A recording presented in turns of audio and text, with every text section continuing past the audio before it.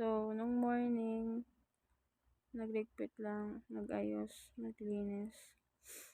Then, umuwi from school si Ate Maiden na naligo lang. Ay, hindi, nag-half bath lang ako since naligo ako kahapon nun. Then,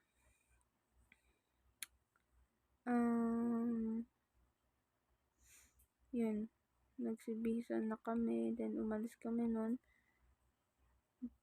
for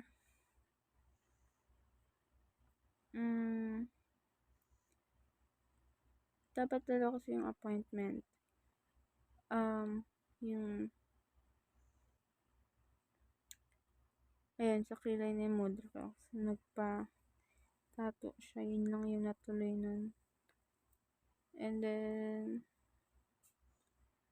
nagabihan na kami, bumili lang kami ng McDo habang nagpapa-eyebrow si mama. Then, pagka-uwi, bumili na kami ng donut. Nag-MRT kami nun kasi galing kaming Quezon. Una, papuntang Manila kasi hindi natuloy. Then, pumuntang Quezon. Then, ayun, papuntang Pasay ulit. Grabe kapagod yun. Okay. Yun lang naman. Then, pagka-uwi, kain lang, laro.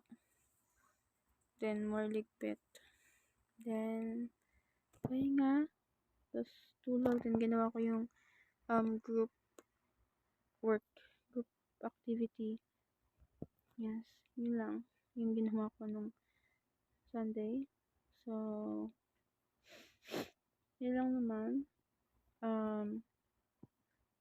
The rest is pahinga. Kasi nga may pasok na bukasan. Yeah. Medyo maaga kami natulog ka.